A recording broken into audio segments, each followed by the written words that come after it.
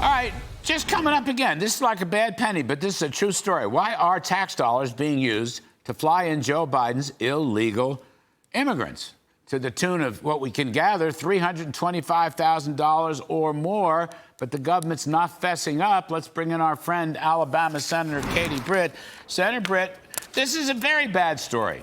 Lots of people have commented on it. You've commented. Newt Gingrich just wrote it up in an op-ed piece.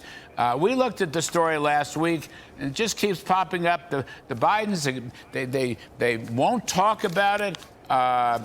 Department of Homeland Security won't talk about it, but this is infuriating. Who knows who these people are? What kind of credentials, vetting, criminals? Here we go again. What do you think?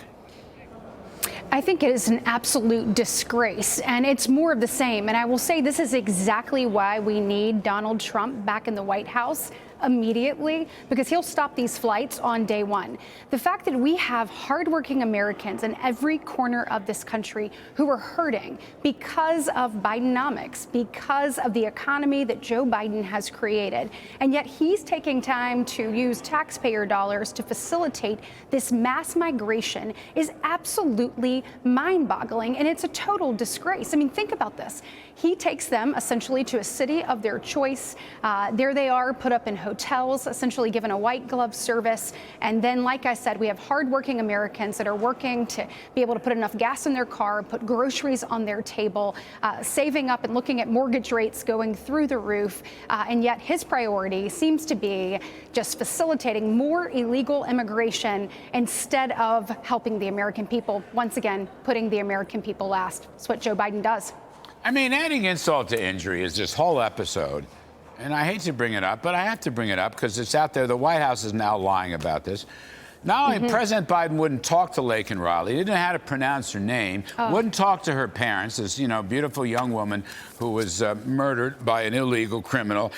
And then he comes back and he agrees with Nancy Pelosi and he says, well, we can't, I was wrong to call them illegals. They're really undocumented. Then they say today he didn't really say that. But then Fox has been running the tape of him saying that again and again. I mean, this just adds insult to injury. Why doesn't he get wise? He has, as you know, he has executive authority to implement a couple of mandates passed by Congress and signed by presidents 20 years ago, including Bill Clinton. He could end this fiasco. He could end this scourge of crime and drugs and sex trafficking and so forth. And he could stop the killing and murdering of innocent, beautiful, innocent young women. Why doesn't he get wise with this, Senator Britt?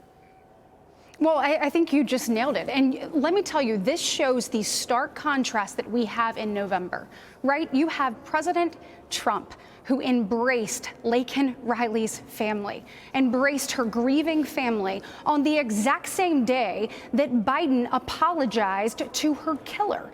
I mean, this is completely and totally unacceptable, but I think that puts into focus what the American people are choosing between in November, and the choice is clear. The choice is President Trump.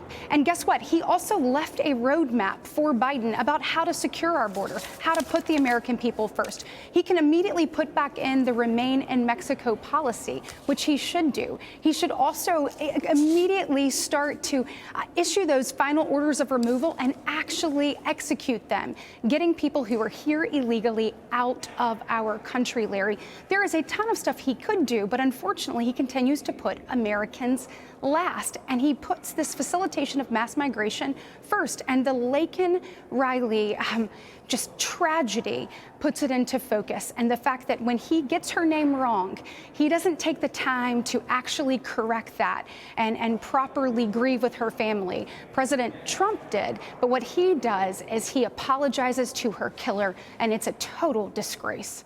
You know, Senator Britt, you were making the other night in your rebuttal to the State of the Union, you're making some kitchen table points.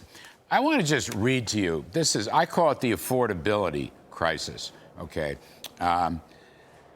Under Donald Trump, weekly wages, adjusted for inflation, real weekly wages for average families, okay, went from $366 a week to $399. That's a 9.2% increase. That's a 9% pay raise under Trump. Under Biden, the same measure has dropped from $399 to $380. That's a 4.9% drop. In other words, I know people are getting on your case. I don't really know why. Because from a kitchen table standpoint, people got a pay raise under Trump and a pay cut under Biden. These are Bureau of Labor Statistics numbers, ma'am. You can get them. I'm not making them up, believe me. I have my own views about politics and policy, but the numbers are the numbers. They got a pay raise under Trump and a pay cut under Biden. Those are the facts.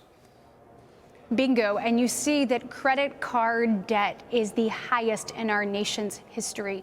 It is actually over $1 trillion for the first time. And these things matter. They're hitting hardworking families, and they feel them around their kitchen table. And to your point earlier, I mean, Joe Biden actually mentioned kitchen table issues and kitchen table in his rebuttal. I mean, in his actual speech. But when we tried to bring that centered, the place that the family gathers, where we talk about these things that are affecting our daily life, then the liberals, then they want to say something about it.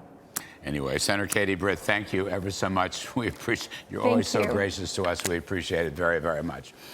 Appreciate being on.